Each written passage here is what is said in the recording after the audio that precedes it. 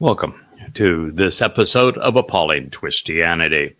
We are broadcasting from our Rainbow Studio here as part of the YAHOWAH blog.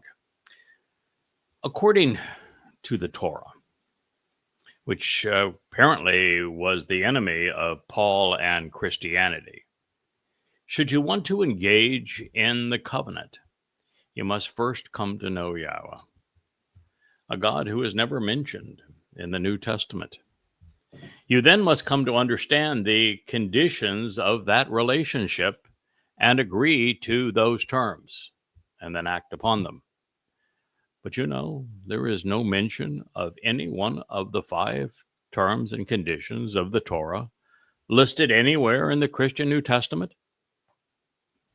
They are to walk away from Babel, from all traces of religion and politics, to walk to YAHOWAH so that he can perfect you, which means that you need to accept his invitation to Pesach, Matzah, and Bakorim, none of which are mentioned in the Christian New Testament, to trust and rely on YAHOWAH. Again, the Christian New Testament is based upon faith and a replacement God, one named Jesus, and presents nothing that would cause anyone to trust or rely upon YAHOWAH. Number 4, closely examine and carefully consider the terms and conditions of this covenant relationship. Again, none of which are mentioned, and all of which are presented in one place, the Torah, which is disdained by Christianity. And then the 5th condition of the covenant is, as parents, we are asked to circumcise our sons on the 8th day so that they might remember the covenant, because circumcision is the sign of the covenant. And yet, according to Paul, if you are circumcised, you cannot benefit in any way from his imaginary Jesus. We seem to have a conflict here, don't we? Well, only if you're informed and rational. Those who do not know YAHOWAH or the request that he has made to receive the covenant's benefits, then they cannot be in a relationship with God. They cannot enter heaven. There is no means of salvation for them. And while that is simple enough to show how Paul upended God's approach, we will methodically turn over every card in his hand, one after another, and expose them as nothing but jokers. Now, second, the Christian perspective of God and salvation is backwards. It is from the end rather than from the beginning. It is salvation before relationship. Is God saving those he does not know? If true, it would mean that YAHOWAH would be committing to spend an eternity with people who has no interest in knowing and who have no interest in listening to him, who were not part of his family and instead chose to be part of a religion that persecuted his people, one which robbed his beloved son of his titles and his achievements. I don't think that's possible, do you? Now, third, Christians confuse observing the Torah with Judaism as if these things were related, but they are not. Religious Jews manage their lives in accordance with the Babylonian Talmud, which is based upon their oral traditions and religious rules. The Talmud, not surprisingly, was written very similarly to Paul's letters, in that it is comprised of rabbinic arguments which elevate man's opinions above God's teachings. While perhaps not as egregious as Christianity, Orthodox Judaism's departure from the Torah has irked YAHOWAH sufficiently that the prophets are filled with his rebuke of his people for their ongoing propensity to be religious. If you are religious, you cannot be in a relationship with God. He is overtly opposed to religion, all religion. Fourth, the Torah is not comprised of laws. Guidance and teaching are entirely different concepts.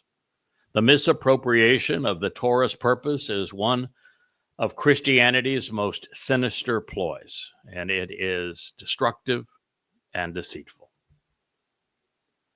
The Torah stories, examples, and dialogue represents all facets of a marvelous jewel.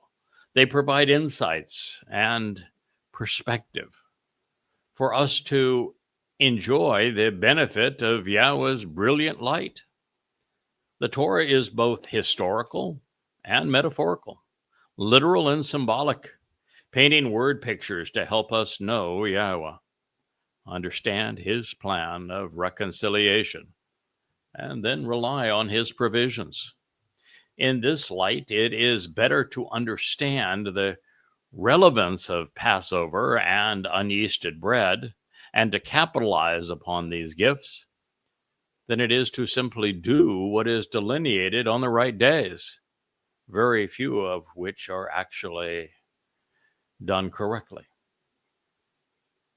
Understanding leads to trust. Trust leads to reliance, and reliance leads to reconciliation. Our works, beliefs, and faith lead nowhere except away from God. Fifth, Moshe's explanations of the Mikra and Bereth in the Torah and Dod's commitment to fulfill the promises that are made through them, well, they're inseparable. According to Yahweh, the Torah is the word of God, and Dod is the person most like him. It's Dod David, who is the word made flesh. And that's a particularly evocative thought, because it was Dod's bashar, his corporal body, his flesh, which served to fulfill all that had been written about Pesach. So the very notion that we must choose between the Torah or God's favor is an attempt to divide the indivisible. Now, since most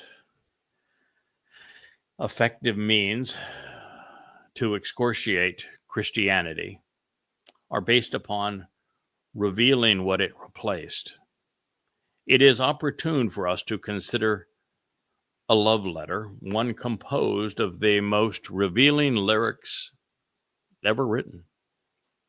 It is particularly instructive for us to read and to thoughtfully consider what Yahweh had to say about his beloved Son, his chosen one, the Messiah, the former and returning King, our Zeroah, sacrificial lamb, Dod, whose name has been corrupted to David.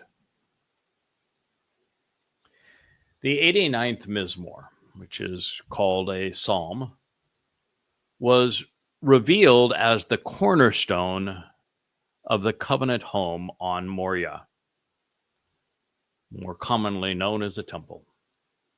And it was laid by Solomon, a name that means reconciliation. He was Dod's son, and this occurred in year 3000 Yah, 968 BCE, exactly 1,000 years before Dod would fulfill Pesach, Matzah, and Bakurim in 33 CE. It is Dod's song, not scribed by him, but about him.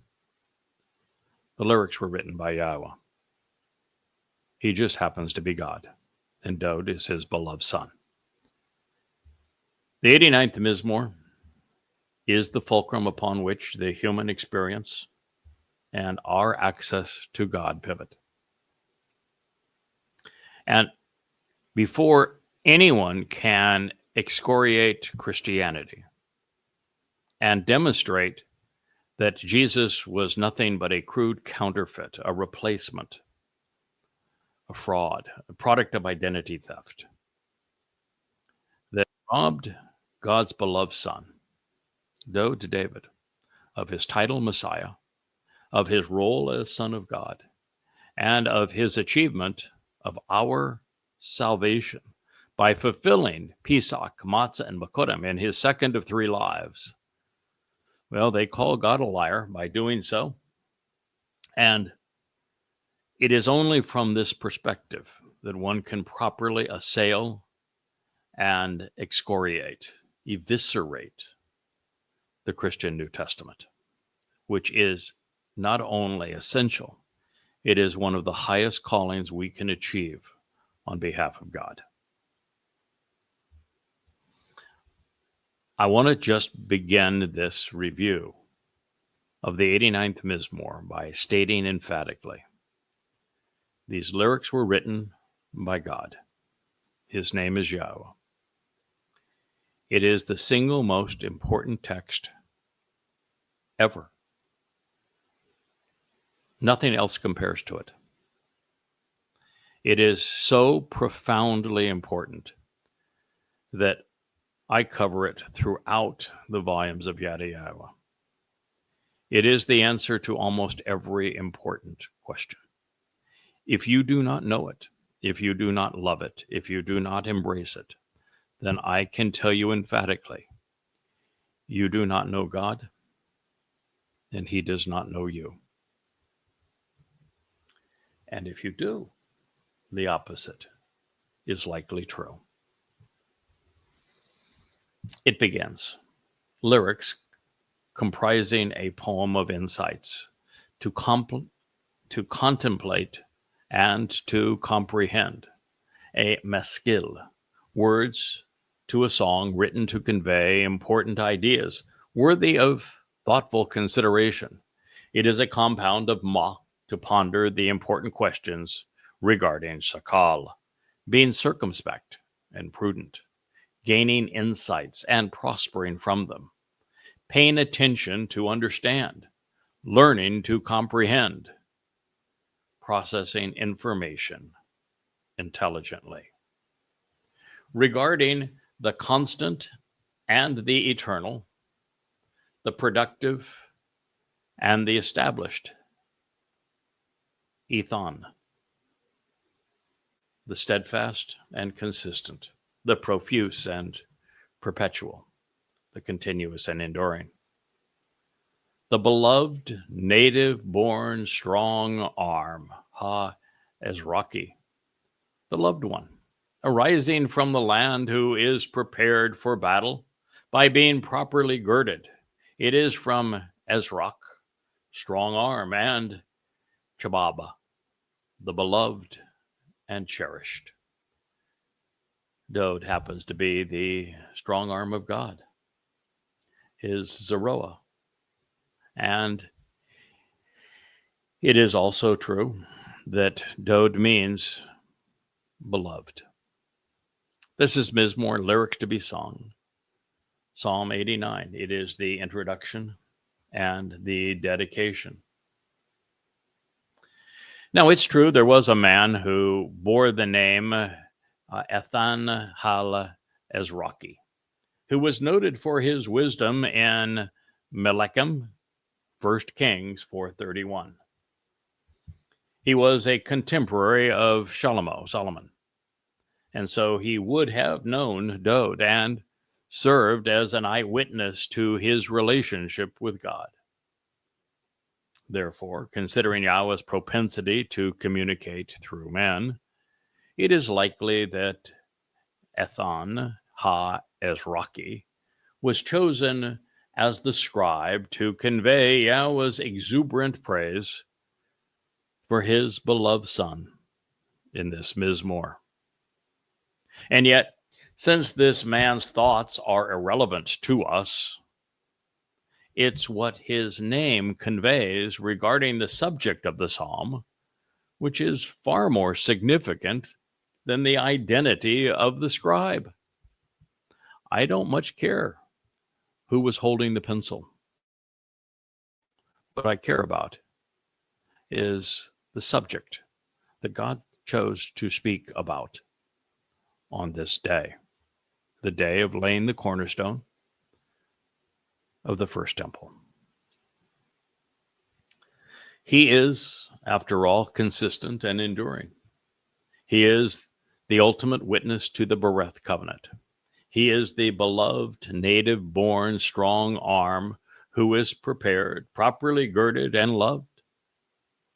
And all of this is because he was the one who volunteered to fulfill the spring Mikre, Pesach, Matzah, and Bekurim in year 4000 Yah, exactly 1,000 years from this moment. Now, after having written 80 of love songs to his father, Yahweh returns the favor, and he sings one of his own to his beloved son. And it is as a result of what they have achieved and what they would achieve, as a result of an abiding love between the two of them. And it is marvelous that God has shared this with us so we could join in the chorus. It reads, Yahweh's. Oh, if you're unfamiliar with that name, it is transliterated accurately based upon the fact that God's name is based upon the verb haya by his own pronouncement. And haya tells you how to pronounce the yod and the he, leaving only one letter to ponder the pronunciation. And we find this in a book called the Torah. And Torah not only repeats the he sound at the end, the ah, but the o sound in Torah comes from that other letter in Yahweh's name, the wah. And that same sound is repeated in the second most repeated word in the Hebrew lexicon, shalom. The o sound in shalom comes from the wah. It is absolutely and unequivocally, irrefutably Yahweh. Yahweh's loyalty and love, his steadfast devotion, and his enduring favoritism, his unfailing affection, and his zealous desire, chesed, his kindness and generosity, benevolence, and glorious benefits are everlasting. They are olam. They are eternal, forevermore, enduring throughout time. I have chosen to sing. I have selected and want to lift up my voice and song, genuinely ascribing my choice of lyrics to melodious sounds accompanied by instruments, aesthetically conveying my ongoing desire, written in the call imperfect cohortative, which is an expression of first-person volition with an ongoing implication. To and on behalf of all generations throughout time, Dor wa dor, everyone in every place that wants to be a descendant and part of this family, that which pertains to the house and home, the dwelling place and successive encampments where people live and abide, and the ongoing lineage to everyone born into this family line. With my mouth, ba, pe, ani, in my speech and means to communicate orally and verbally, I will reveal and I will make known. I am familiar with Yada, and I will demonstrate and acknowledge Yada, and I will appreciate your integrity and reliability, your honesty and trustworthiness, emunah, your dependability, your steadfast commitment. It is from emun, the enduring truth, and aman, to support, confirm, and uphold that which is trustworthy and reliable, verifiable and valid, confirming that which is correct and accurate. It's a lot to learn from the first statement in this marvelous song. This is Mizmor, lyrics to sing, Psalm 89:1. If it's not already obvious, let it be known. I relish the lyrics of this song. I admire them. I embrace them. I uplift them.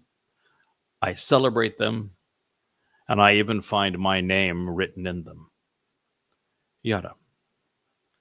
Because God wants you to know why I have come to understand this as the most important song ever written. Those who know Yahweh realize that he is eternally loving and merciful. He's absolutely and invariably devoted to his family. His affection is everlasting. It spans the eons of time. Therefore, Paul's premise that a more merciful approach was required, well, becomes a non-starter. But also be careful. This does not say that Yahweh's love and favoritism are for everyone. They aren't. More likely for 1 in a million.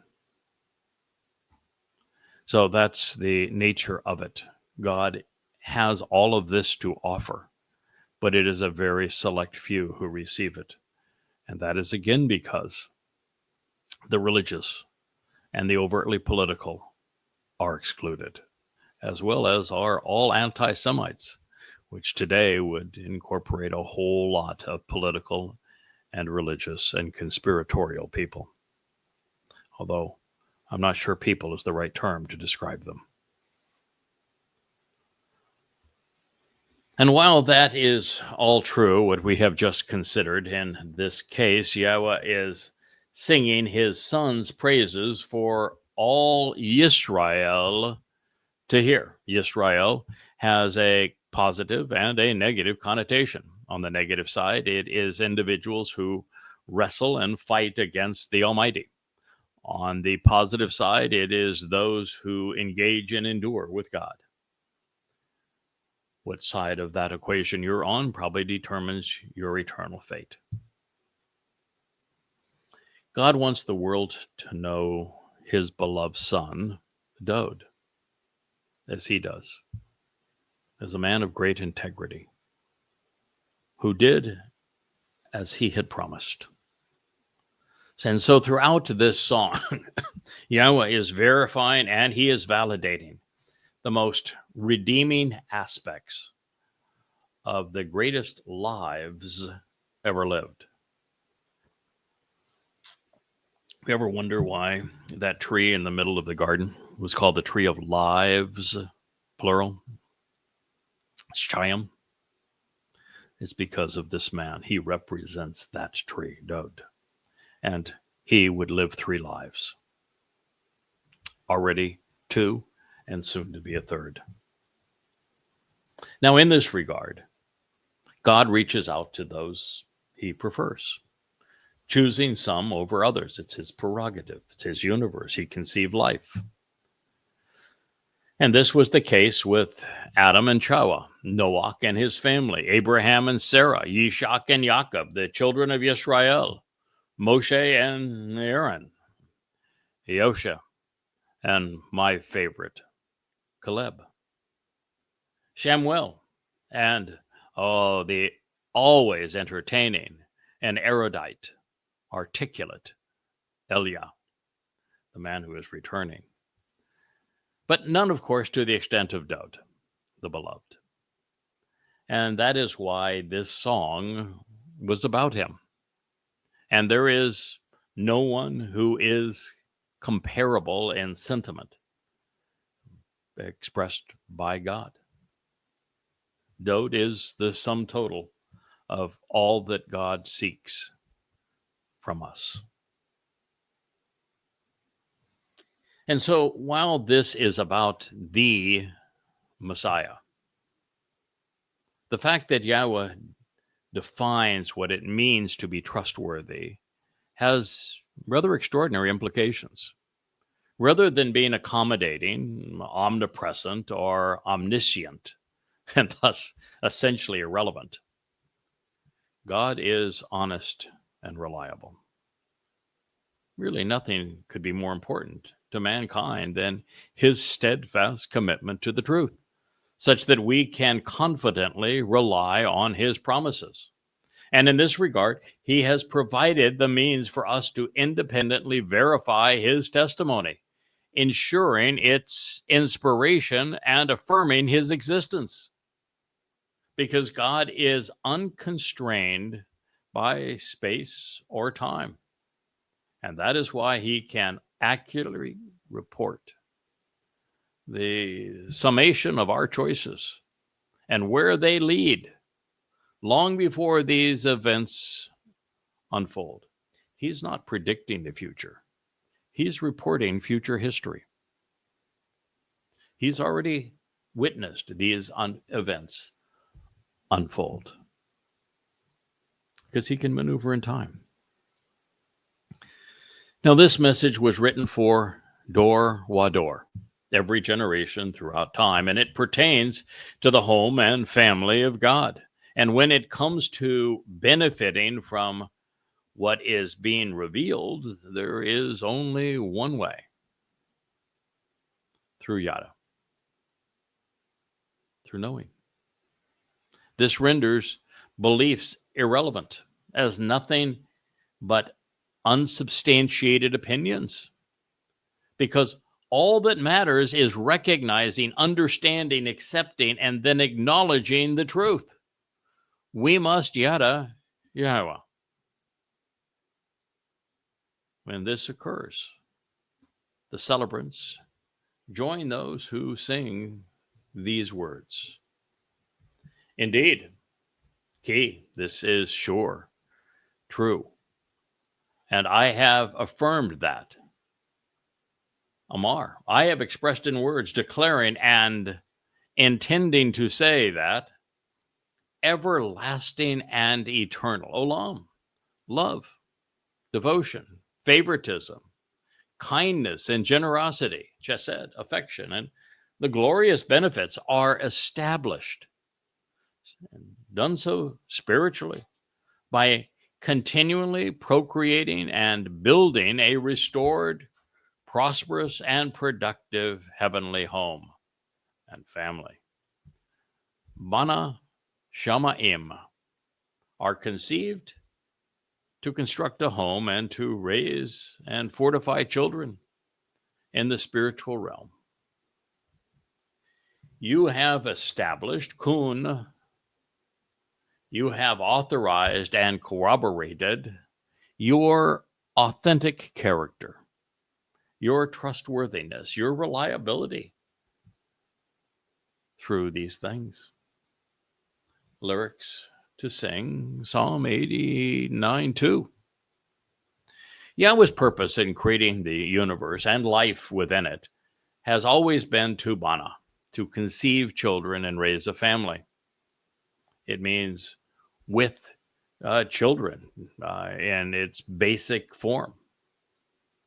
And to that end, Bereth, the covenant, was conceived in chesed love, and it is olam, everlasting, but also unchanging. The reason Dode is instrumental in the pursuit of this purpose is because he served as the catalyst through whom the fulfillment of Chag Matzah was delivered. The promised benefits of the covenant are provided by what he did when he fulfilled Pesach, Matzah, and Bekurim in his second of 3 lives in 33 CE, exactly as he foretold, because he was the one who was crucified. Read the 22nd Mizmor for affirmation. So working together, father and son established a vibrant and growing spiritual family. Therefore, in working with him to achieve his heart's desire, at least from God's perspective, his son authenticated his character and he proved himself worthy by offering to fulfill Pesach and Matzah, leading, of course, to Bekurim, which is firstborn children, by having the fortitude to write about what he would endure, and then following through with the sacrifice for the benefit of all mankind. Dode became the most worthy among us. No one else compares. Now, continuing to speak in first person about his beloved Son, Yahweh affirmed what I have just shared. It reads, I have established, cutting through separation, the Bereth covenant for the family home through my Bakir, my chosen one, on behalf of and for the individual I have personally decided upon, having preferred and selected under the auspices of free will, the one I favor for a special relationship and affection, from Bakar to choose and to decide, and Bakan to test, examine, and scrutinize. I have sworn an oath, and I will affirm this promise 7 times over to Dowd concerning the beloved. My Ebed, my authorized agent and co-worker who serves on my behalf. Lyrics to be sung, Psalm 89:3. You can kiss your damn New Testament goodbye. You can kick your damn Jesus to the curb. You can spit on the notion of a Christ. It's over. We're 3 lines into the psalm, and it's over. The chosen one can't be Jesus. When God says the chosen one is Dowd, God could not have worked through a Jesus. If God says my authorized agent and co-worker is Dowd, there can be no promises made to a Jesus. If God says, I have sworn my oath and I will affirm my promise to Dowd, Jesus can't be a chosen one when God says my chosen one is Dowd. When Yahweh says that the covenant, which is the only thing that's important to him, the universe exists, this planet, life was conceived, the Torah was revealed for one purpose and one purpose only, the covenant, the Bereth. And there's only one of them. That means that Christianity, you're in serious trouble because there isn't a new one, there isn't a revised one, there isn't a renewed one. There's only one of them. And that covenant is Yahweh's. It ain't yours. Doesn't belong to a church. Doesn't belong to Gentiles.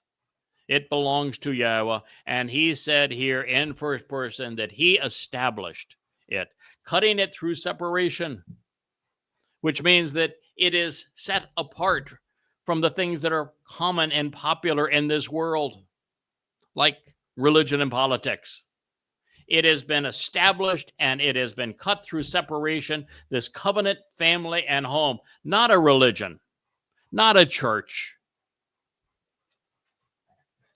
a family. And that Yahweh said he did this through his chosen one. And then he tells you who his chosen one is. And he says, I have made this promise over and over through Dowd, my authorized agent, my co-worker, Ebed. And this Mizmor was written 4 years after Dowd's first of 3 lives ended. So for Yahweh to say that he is going to affirm the covenant, for him to say that he is going to work with Dowd going forward. 4 years after his first life ended, what does it mean, folks? Come on, what does it mean?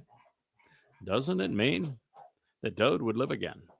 That the Christian New Testament, a notion of Dowd was dead, buried, rotten in his grave, and that he therefore wasn't even in heaven. That's what the New Testament says. What does God say? Exactly the opposite.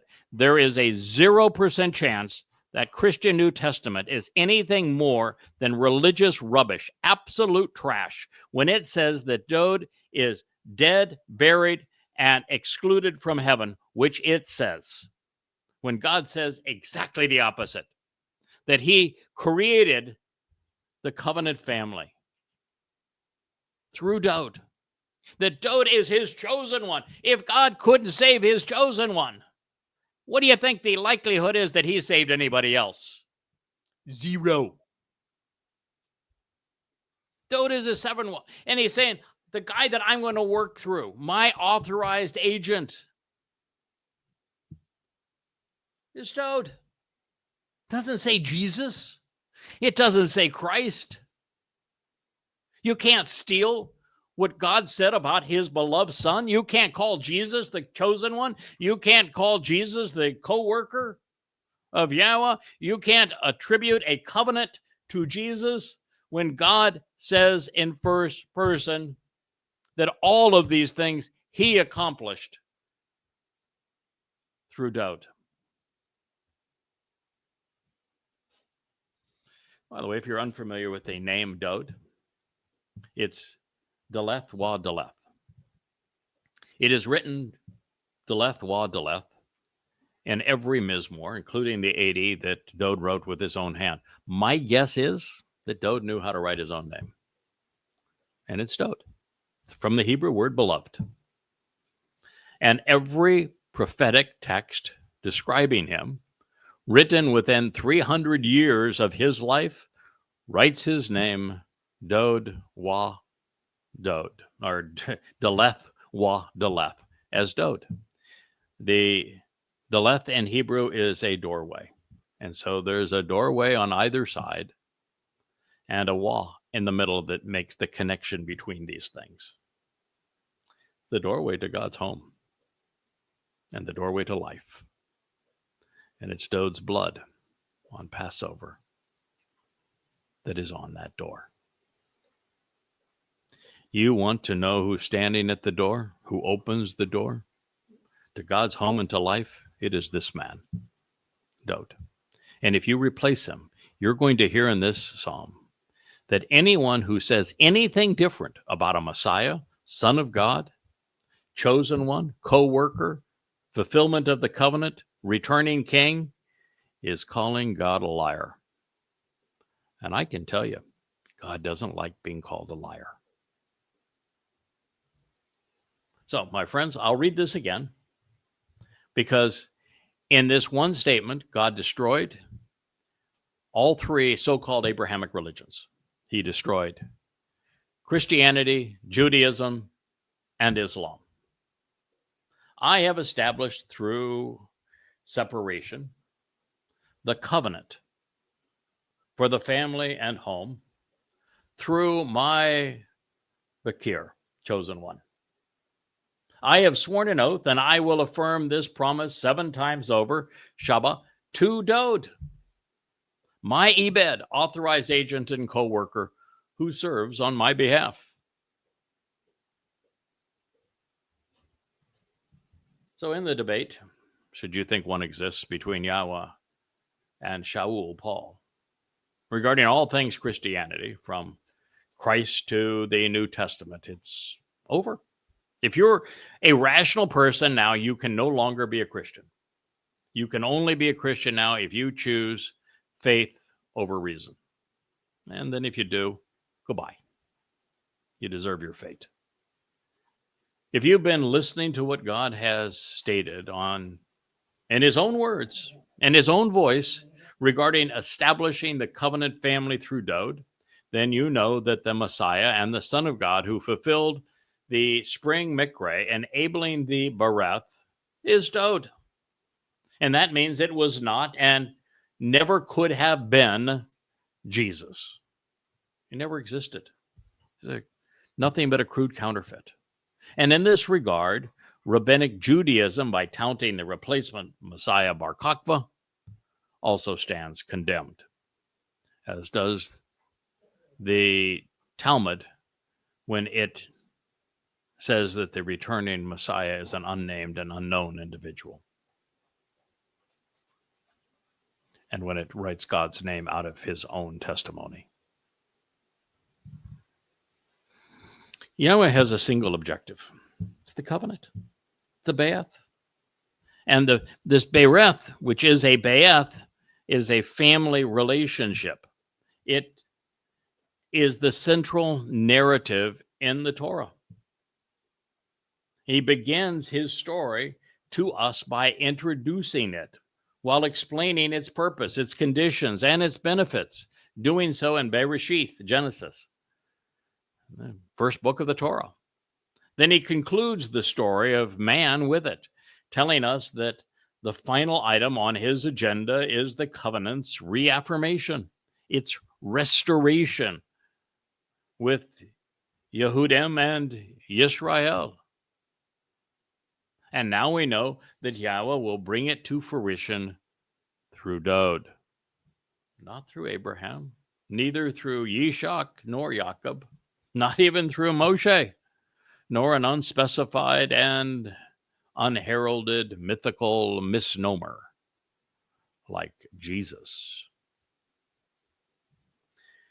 The Bereth was affirmed and enabled through Dod. We have Yahweh's unconditional promise on this. And since the 5 benefits of the Bereth, which are eternal life being perfected, our adoption into God's family, our enrichment and empowerment, were delivered through the fulfillment of Pesach, Matzah, and Bikurim,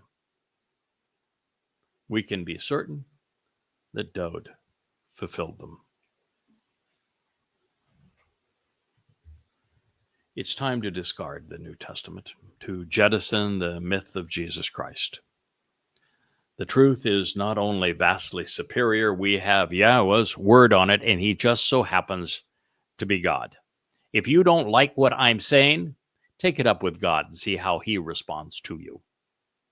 And frankly, there is no higher calling than Yahweh.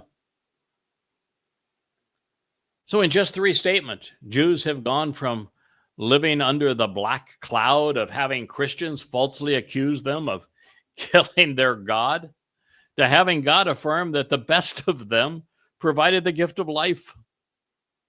And the chasm from one to the other is bridged by Yada, knowing the truth about Dod. In this context, pertaining to the purpose of creation and within this pronouncement regarding the covenant, there cannot be a more important declarative statement than this one. It unifies Yahweh's eternal purpose around Dod. It acknowledges that the covenant family was established by and through him. And now, repeating the obvious, this means that Dod returned in his second of 3 lives to fulfill the first 3 Mikre in the 80th Yobel year of 4000 Yah, which is 33 CE. He even provided, as Gabriel, God's most courageous and competent man, 600 years in advance of fulfilling Pesach, Matzah, and Bikurim, the exact date that he would complete his service to us through the sacrifice and the deliverance of Chag Matzah, providing the exact day 600 years in advance. And in his 22nd Mizmor, he went into elaborate detail, explaining exactly how he would endure crucifixion to fulfill Passover 700 years before crucifixion was even invented, giving specific details about how crucifixion kills that we wouldn't even know until the last 100 years and the growth of medical science. And he wrote all of this 1,000 years before he fulfilled it. Prophecy doesn't get any better than that. It's so obvious that Dowd was crucified in the fulfillment of Pesach. And then he honored the promise of Matzah and Bakurim, providing the exact date of its completion through Daniel 600 years in advance. And because God affirmed it in this song. It's obvious. To deny what is now the greatest discovery in human history, that Jesus did not exist, that it is Dowd David who is the Messiah, the Son of God, and our Savior, the former and returning King, who fulfilled Passover, unyeasted bread, and firstborn children in year 4000 Yah, 33 CE, so that we might live forever in God's company, is obvious. It's undeniable. The only way to challenge it is to call God a liar. That's not advisable. That means if you're a Christian, you have been doing nothing but antagonizing God. It's time to stop. If you practice Judaism, stop it. Wake up. Start listening to God instead of insulting him. If you're a Muslim, I've got nothing to say to you. Just stay out of our way. Now, for someone struggling to figure out how this might be possible, that the king was afforded 3 lives, not just the 2, as former and returning king, because those are undeniable. God says it over and over again that it is Dowd who is returning with him to be king forevermore. So we know that for absolute fact that Dowd has 2 lives. We know for absolute fact that Elijah has 2 lives because he's being brought back. And we know that there will be another witness who will sit beside him, stand beside him, who will have at least 2 lives. Now, it turns out that both of those witnesses will have 3 lives. And as it turns out, Dowd would have 3 lives because in his second of 3 lives, he is the one who worked with Yahowah to make all of this possible, to fulfill the promise of the Bereth covenant.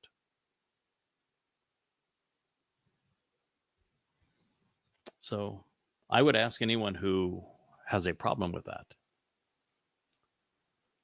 this question: do you purport that the author of DNA is somehow incapable of using it to reconstruct a body for this purpose? Or do you think that God is restricted regarding the placement of a living soul? Not at all. In fact, you would have to be stupid to think that God can't create a second and third and a billionth body, which is the easiest part, the thing we can't even figure out. We actually understand the DNA code, the alphabet, to create a physical body. What we don't understand is what a soul or consciousness is. We have no clue. That's the hard part. So for God to say, I'm going to take Dowd's unique nephesh, his soul, his consciousness, and I'm going to put it in not 1 body, but 3 bodies. And you think that's difficult for God?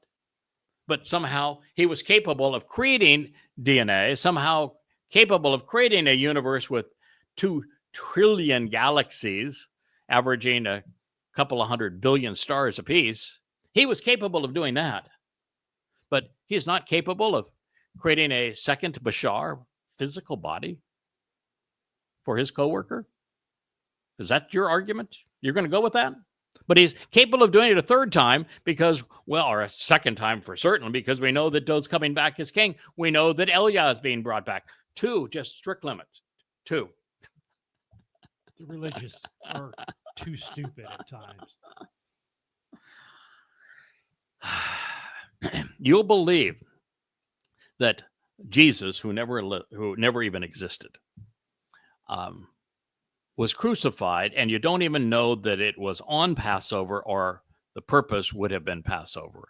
And you're going to believe that your God-man died So you're capable of believing that rather than God being able to place a man's soul in multiple bodies at different times, you would instead believe that your man God can be killed.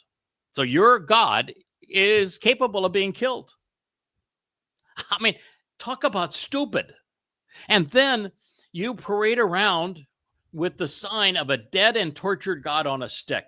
Now, if that was actually God, how do you think that'd make him feel? And then you pretend that, well, the solution for all of this is dead God on a stick came back to life physically as a resurrected body. I mean, first of all, that's pagan. That's the stuff of Dionysus. And it's completely counter to what's important. If you're going to become part of God's Bereth covenant family, you have to shed this so that your soul can reside within light, within spiritual energy. And that's the only way you can leave this planet. That's the only way you can explore the universe. That's the only way you can enter the seventh dimension. We know the universe is 6 dimensions. For a 6-dimension universe to exist, it has to be created by a 7-dimensional being, which means the only way we're going to get to God and get out of being trapped in these bodies, which are limited to 3 dimensions, is to be able to move through the 4th, which is time, and the 5th and the 6th into the 7th, which requires us no longer being physical beings. So for your Jesus to be killed, he couldn't have been God. And for him to have a resurrection, he went in the wrong direction. So think it through. God is giving you this gift of knowledge and offering a gift of extended life. And you'd rather spit in his face and say, no, I want to steal that, all of those accolades of Dode, and I want to give it to this misnomer that never existed, Jesus, because I want my God to be no bigger than a man. I'm really more comfortable with a God about the size of a man. I like a God that you can kill. Just like me. That's all they want. They don't want a God just like me. Yeah, just give me a God just like me. Don't take my precious Jesus from me. There was no Jesus. The whole thing is a rotten, horrible crime. The miracle here is actually not in the doing, but pursuant to the challenge of Dode, ascertaining that this should be his role. Well, both he and I managed to figure it out. Listen, Dode's much smarter than I am. Dode had likely a better relationship with Yah than I do. Well, I'm glad for him because mine's wonderful.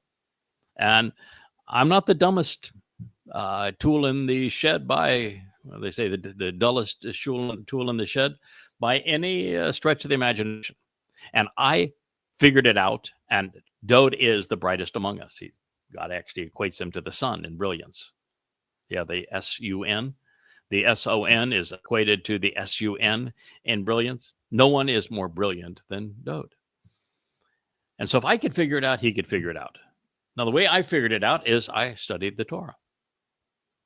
And I read in the Torah and the writings, let's just start with my favorite prophecy. I read my favorite prophecy, the one that brought me to this. The first word that I translated happened to be Asher in 2 Samuel 7. Now, the name Samuel means he listens to God. That's a pretty good start, right? So I like that name. And he was relaying a conversation between Yahowah and Dode. And it was all about who builds homes, covenant, and who lives in them. And in this beautiful prophecy, my favorite, God specifically says that David is his son, and that he is his father, and that he is establishing his seat of authority, his throne for his son forevermore. And so I took that bit of information and said, okay, God is declaring this unique man his son. And then you learn that God does it 3 times, once in this particular Mizmor psalm, and also in, I think it's the second Mizmor song, either the first or the second. He does it 3 times. And it's all 3 times saying, Dod is my son, I am his father. So, okay. And then he calls Dod in this Mizmor his Bokor, which means his firstborn son. That goes even further. All right. So you know that information. And now you're reading the story of Abraham and Yishak following Yahweh's instructions and taking the 3-day walk to Mount Moriah. And as they climb Mount Moriah, there's a whole discussion between father and son. Yishak, who is the first child of the, you got that right, covenant. I knew you had the answer there. Okay, and so the first child of the covenant, the one that Yahweh expressly said, this is the first child of the covenant, named him appropriately, Laughter, because the covenant is God's family. It's for fun, to enjoy a family. And they're climbing out Mount Moriah. It happens to be in year 2000 1968 BCE. That's an important date because it's exactly 40 Yobel, or 2,000 years from the moment Dod fulfilled Pesach, Matzah, and Bekorim in 33 CE, to which he attested the exact date of his fulfillment as Gabriel to Daniel. So there's a whole conversation about, I see the wood. I see, all of the knife. I see the fire. We've got it all here. But what I don't see here is the lamb, the sacrifice. Where's the lamb? And so as they proceed, and Abraham says, I'm following God's instruction. I've done this with Yahweh enough that I know that Yahweh's going to have an answer here for me. But, he wants to make certain that I understand what this is all about. He's got a story he wants to tell here. And, I'm delighted that I'm part of that story. So I'm going to go right along with this. And so he prepares his beloved son, which God says his only son, for the sacrifice. And what does Yahweh do? Right on cue. Says, don't take the life of your son, your only son, the son you love, because I will provide the lamb. So if you're thinking, doesn't that mean that Yahweh is going to provide his beloved son as the lamb? And who is Yahweh's beloved son? Dod. So when Dod wrote his 119th Mizmor on the Torah and how to observe the Torah, do you think he read through that part? Oh, yeah. Do you think there's any chance that he didn't see himself in it? He knew exactly what it was. In fact, he had seen himself in the Torah multiple times. He is the subject of Dabadi Meiting, that prophet who will be so renowned that we have to listen to whatever he has said, and that what he has accomplished will be required of us. That's Dod David. When Moshe has his meltdown after he just finally says, I can't deal with the children of Israel. They're impossible. I give up. Kill me. It was through El Dod, Yahweh's, God's beloved, that would speak for God and resolve that problem. He read himself all the way through the Torah. Saw himself in almost every story, because he is the undercurrent of everything Yahweh is trying to teach us and guide us to understand. And so Dod figured it out. He said, yep, I can see what we need to do here is we need Passover actually fulfilled. And since Yahweh calls me his firstborn son, it's me. Okay, so that's how he figured out he should do it. Why would he want to do it? God's not going to force him. God doesn't force anyone. You've got to want to. Why would Dod? He's king of Israel, man. He's got it. No matter which way you turn, he's got it licked, man. It doesn't get any better. He's anointed by Yahweh. He's got Yahweh's Ruach spirit that's guiding him. He's fought 66 defensive battles. He's won every one of them. I mean, he's he founded the city of Dod, which is Jerusalem. He acquired the Temple Mount where the house for Yahweh's name would, the cornerstone being laid with this song. He was God's chosen one. He was God's choice as king. He's the returning king. Why would Dod, of all people, say, yep, I'm going to do that, sacrificing my physical body as the Passover lamb? And oh, by the way, Passover is not an independent event. It's part of Chag Matzah. It's just the first day of Matzah, which means God's explaining that to perfect us on Matzah, to remove our guilt, someone has to take our guilt to a place where it can never be seen again. And he was smart enough to figure it, because I was smart enough to figure it out. I am certain he could. That means that he carried our guilt into Sheol to deposit it there. That's what happened. And then he would be reunited with his father, the Bakor, firstborn son, fulfilling firstborn children, Bakurim. He saw it. He knew it all. Why would he endure it? Well, when you read the Torah, one of the things that becomes very, very clear, and I'm now doing a number of studies in the book of Numbers, Bamidbar. Jews are obnoxious. They don't listen to anyone. They harassed both God and Moshe to the point that both gave up. And it got worse. They doubled down, they tripled down, they quadrupled down. Every chance they had, and I'm going to use a crude term, but it's the proper presentation of this. Jews during the Exodus routinely flipped God the bird. Then they spit in his face. Over and over and over again. And you know something? Moshe was a pretty stand-up dude. Well-educated, strong man. Had character. Man of integrity. And Dod reading the Torah would have realized the same thing I did. Moshe gave up. He could not do that job. Jews were impossible. And so, recognizing that the children of Israel were clamoring for a replacement for Moshe, they wanted to go back to Mitzrayim and be slaves. They hated Yahweh. They hated Moshe. They wanted to stone him to death. He would have realized that the job of leading Israel is impossible. And even his own life. You know, he was the anointed Messiah, and yet he was hunted down like an animal by Saul, the people's choicest king.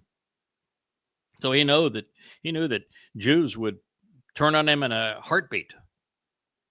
And then when he becomes king, his own son, Absalom, leads a coup against him. So Dod, of all people, knew these people are impossible. You can't lead them. You can't earn their respect. There isn't any way to get through to them so they'll listen to you, and no matter what you do. And God had him slated to be king of forevermore. And Dod said, forget that, man. Ain't no way I can do that. No one can do that.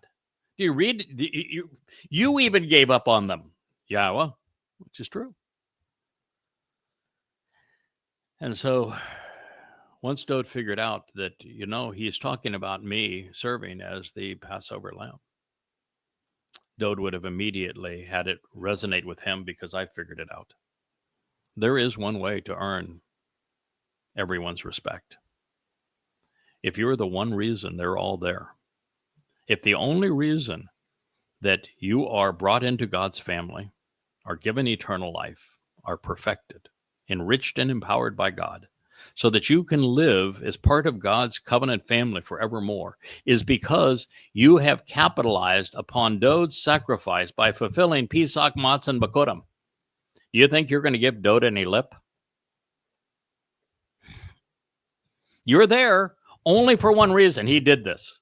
So he figured out, I can earn everyone's respect forevermore by doing this. And I'm doing a good thing. I'm pursuing my Father's business. I am saving my people. And in the process, I earn their enduring respect so that I can actually do this job and lead them. He figured it out. He made it, sign me up, coach, put me in. I'm ready to play. I'll do this role. And then when you read his Mizmor, he writes in first and second person volition about how this was his will and decision and choice, as it was Yahweh's will, decision, and choice to fulfill Pesach, Matzah, and Makutim in this way. And then once he decided that, Yahweh took him forward in time so that he could be the only eyewitness to what actually occurred during the crucifixion of Passover, during the trip to hell, Sheol, with our guilt, and how he would be restored with his Father on firstborn children. He provided him with the exact day it would occur so he could convey that to us, the exact details of the event. So he left us this wonderful tapestry that we can see the entire picture play out. And then he actually told us in inspired text that we would screw it up, that his people would turn against him, that they would all deny that he had done this, and that the biggest religion in the history of the world would be based of robbing him of all that he had achieved.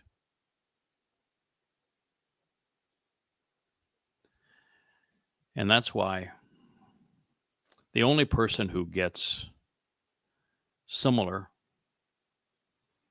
prophetic exposure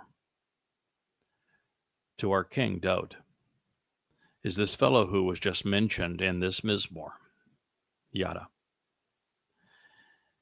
Because if God's people don't come to realize that it was Dowd who is their Messiah, the Son of God and Savior, as well as returning king, and in a hurry, then the rest of the 4 unfulfilled Mikre don't occur. There is no reconciliation. God's not returning with Dowd. There is no eternal kingdom. None of it's going to happen. And so it was and is Yada who has been called out for this purpose, to bring your attention to what I have just shared with you. Because what I have just shared with you is the single greatest discovery in human history. You can ignore it. You can poo-poo it. You can reject it. You can do whatever you damn well want with it. I really don't care. I'm sharing it with those who are interested in knowing God, because it is the only way to God. We have so much more to explore in this, the 89th Mizmor, the greatest song ever sung. But I think this is a good place for us to pause and contemplate what we have heard and considered thus far. I look forward to reviewing this with you again tomorrow from the Rainbow Studio once again. I am your host, Craig Winn, and this has been an episode of the YAHOWAH blog.